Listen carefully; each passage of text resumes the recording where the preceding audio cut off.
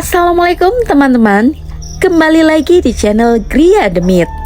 Channel ini akan menyajikan cerita-cerita horor yang sangat sayang untuk dilewatkan. Untuk itu ikuti terus ceritanya dengan like, komen, dan subscribe, serta aktifkan lonceng notifikasinya agar tidak ketinggalan update dari channel ini.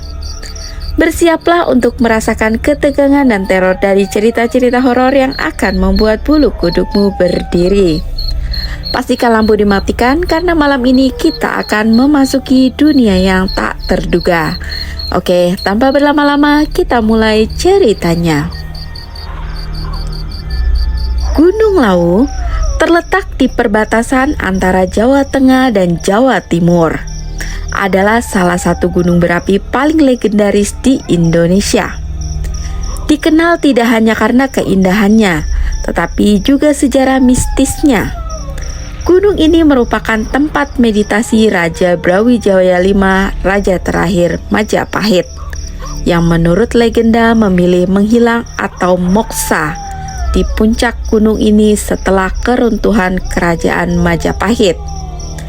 Jejak sejarah ini masih dapat ditemukan dalam bentuk petilasan dan situs-situs suci yang ada di sepanjang jalur pendakian.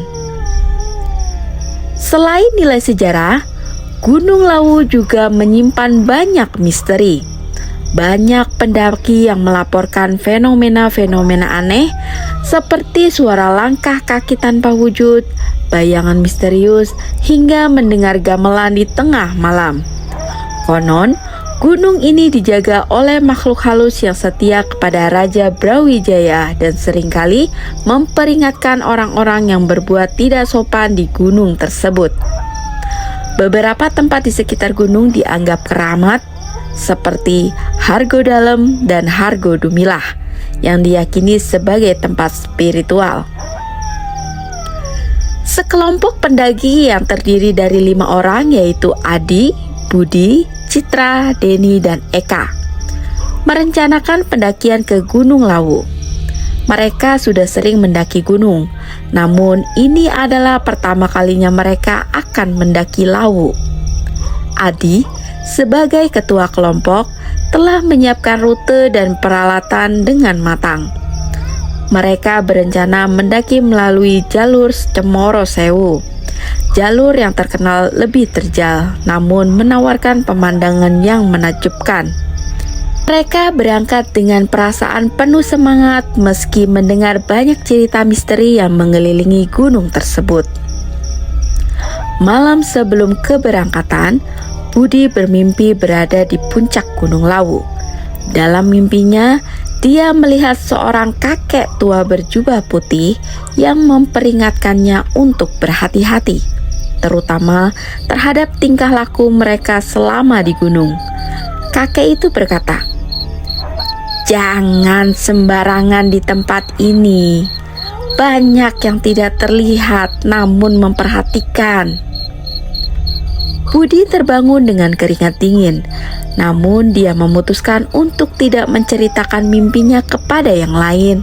Berpikir itu hanyalah imajinasi semata atau bunga tidur.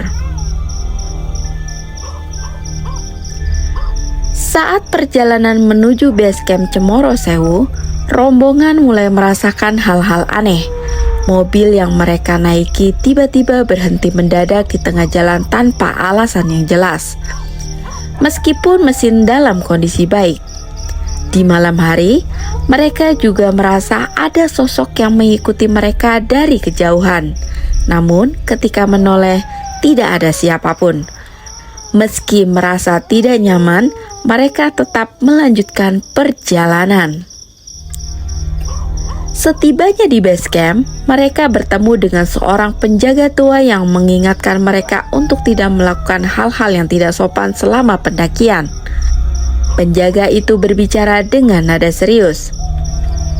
"Ingat, Gunung Lawu itu bukan sembarang tempat. Hormati alam dan jangan berbuat sesuatu yang melanggar." Perintah itu mengingatkan Budi pada mimpinya. Namun, ia masih memilih untuk tidak menceritakannya pada teman-temannya. Sejak awal pendakian, suasana sudah terasa berbeda. Citra beberapa kali merasa ada yang menyentuh bahunya, namun setiap kali ia menoleh tidak ada siapa-siapa. Di pos pertama, mereka mendengar suara langkah berat di sekitar mereka. Namun setelah diperiksa, tidak ada tanda-tanda orang lain di sekitar mereka. Rasa takut mulai menyelimuti rombongan. Namun mereka terus berjalan berharap itu hanya halusinasi akibat lelah. Ketika memasuki jalur yang lebih terjal, kelompok mulai terpecah. Denny dan Eka yang berjalan lebih cepat mendahului yang lain. Saat rombongan Adi, Budi, dan Citra tiba di pos selanjutnya, mereka tidak menemukan jejak Denny dan Eka. Keduanya tidak dapat dihubungi melalui radio komunikasi, dan jejak mereka seperti hilang begitu saja. Panik mulai merayap, namun Adi tetap berusaha menenangkan yang lain agar tidak kehilangan fokus. Tanpa diketahui oleh rombongan lainnya, Denny dan Eka yang telah terpisah rupanya memutuskan untuk beristirahat di sebuah tempat tersembunyi di jalur. Mereka berdua yang telah lama saling tertarik melakukan hal yang tak sepatutnya di gunung suci tersebut. Tak lama setelah itu mereka mulai mendengar suara-suara aneh. Suara gamelan dan tawa perempuan samar terdengar di telinga mereka, membuat bulu kudung merinding. Dalam kegelapan, sosok-sosok bayangan bergerak cepat di sekitar mereka. Keesokan harinya, Adi dan yang lainnya akhirnya menemukan Denny dan Eka dalam kondisi yang mengenaskan. Keduanya sudah tidak bernyawa dengan wajah yang tampak ketakutan. Tidak ada tanda-tanda luka fisik, namun ekspresi wajah mereka seolah menyiratkan mereka melihat sesuatu yang mengerikan sebelum meninggal.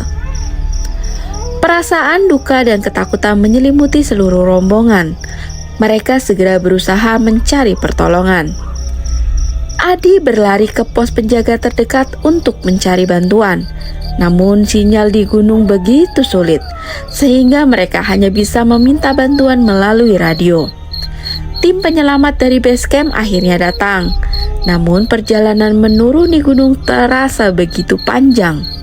Sepanjang jalan, mereka masih mendengar suara-suara misterius yang membuat hati mereka berdegup kencang. Seolah-olah ada yang tidak ingin mereka turun dengan selamat. Setelah sampai di base camp, rombongan hanya bisa diam. Perasaan bersalah dan duka yang mendalam menyelimuti mereka.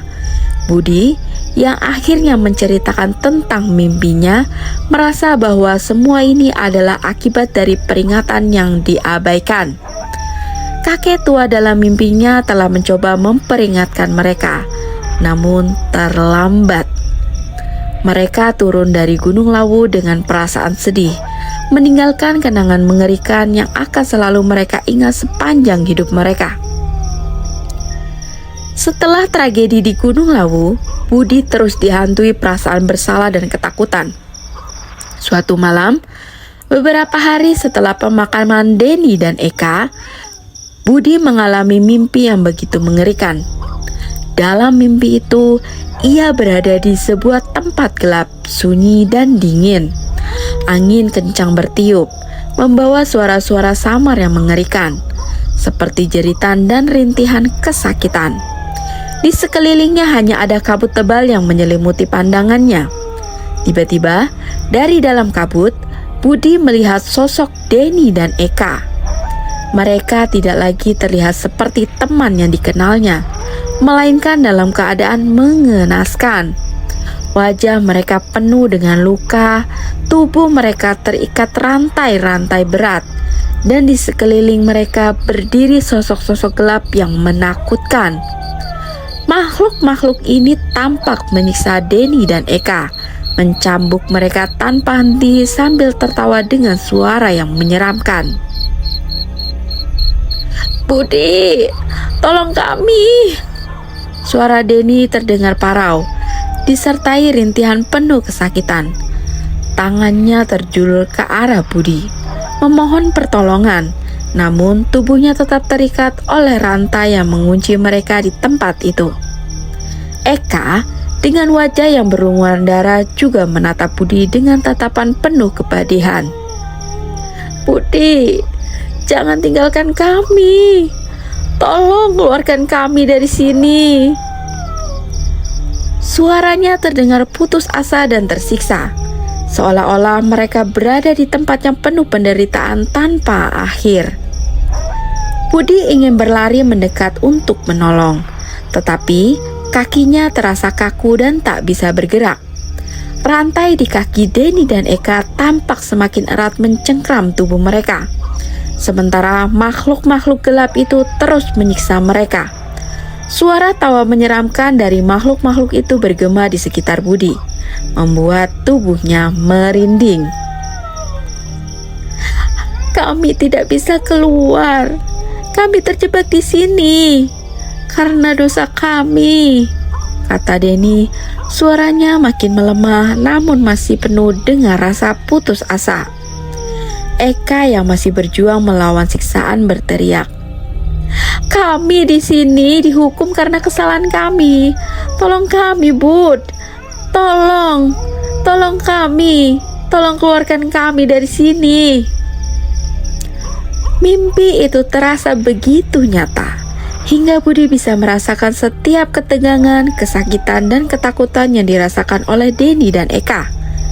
Ia merasakan tekanan yang luar biasa, seolah-olah mereka benar-benar memohon padanya untuk menyelamatkan mereka dari penderitaan di alam lain.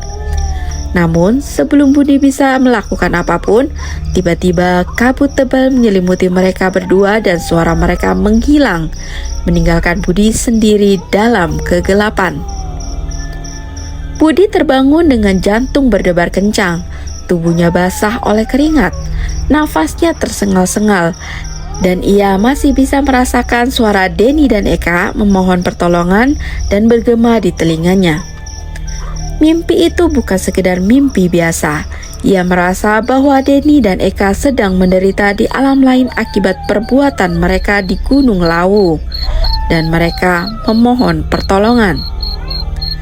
Setelah mimpi mengerikan di mana Budi melihat Denny dan Eka disiksa oleh makhluk-makhluk misterius, hatinya dipenuhi oleh rasa bersalah dan ketakutan.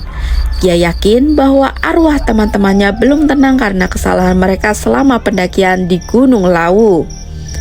Budi merasa bahwa satu-satunya cara untuk menebus dosa mereka adalah kembali ke tempat yang sama dan memohon maaf kepada gunung, kepada makhluk-makhluk penjaga, dan kepada alam semesta. Budi tidak memberitahu siapapun tentang rencananya. Dengan tekad kuat dan perasaan berat, ia memutuskan untuk kembali ke Gunung Lawu sendirian. Kali ini, tujuannya bukanlah untuk mendaki demi petualangan atau menaklukkan puncak, melainkan untuk meminta maaf dan memohon pengampunan bagi Denny dan Eka, agar arwah mereka bisa beristirahat dengan tenang. Setibanya di base camp Cemoro Sewu, Budi merasa ketegangan yang sama seperti ketika ia pertama kali datang bersama rombongan. Malam itu dingin dan angin bertiup lebih kencang dari biasanya. Budi menyadari bahwa ini bukan pendakian biasa. Ia datang dengan niat spiritual yang mendalam. Sebelum memulai perjalanan, ia sempat bertemu lagi dengan penjaga tua yang dulu memperingatkan mereka. Penjaga itu menatap Budi dalam-dalam dan berkata dengan suara yang tenang namun tajam, "Kau kembali untuk alasan yang benar. Tapi hati-hati, gunung ini tidak mudah memaafkan." Budi hanya mengangguk dan berangkat menuju jalur pendakian. Saat langkah-langkahnya semakin jauh dari base camp, suasana semakin sunyi dan mencekam. Suara dedaunan yang tertiup angin terdengar seperti bisikan-bisikan misterius. Sesekali Budi merasa seperti ada yang memperhatikannya, namun ia tidak berani menoleh, memilih untuk fokus pada tujuannya. Setelah beberapa jam berjalan, Budi tiba di tempat di mana Denny dan Eka ditemukan tak bernyawa. Rasa takut menyelimuti hatinya, namun ia menahan diri. Di tempat itu, Budi duduk bersila di atas tanah dingin, menghadap ke arah puncak dan mulai berdoa dengan tulus. "Maafkan kami," bisik Budi lirih. Matanya menatap ke arah kabut yang mulai menebal di sekitarnya. "Maafkan Denny dan Eka. Mereka tidak tahu apa yang mereka lakukan.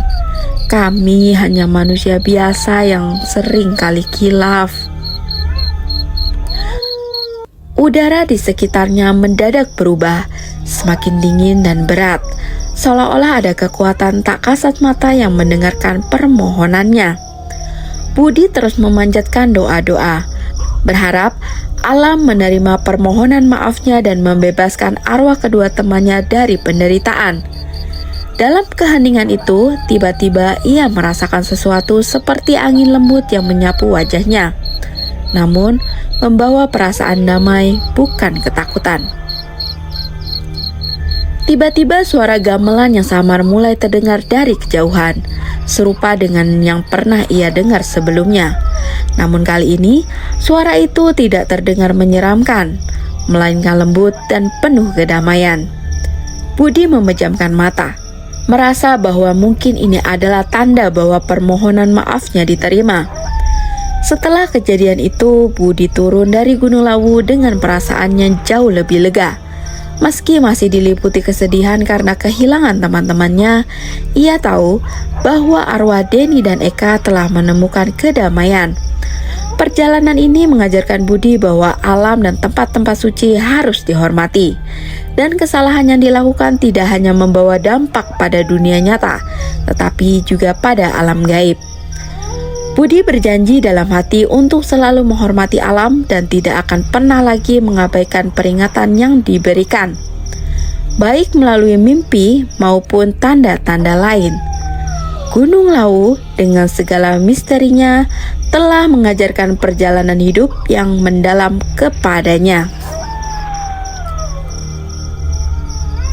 Nah, demikian akhir dari cerita ini. Terima kasih buat yang sudah mendengarkan hingga akhir. Jangan lupa like, komen, dan subscribe agar channel ini bisa semakin berkembang. Sehat selalu buat kalian dan bahagia selalu. Akhir kata, wassalamualaikum warahmatullahi wabarakatuh.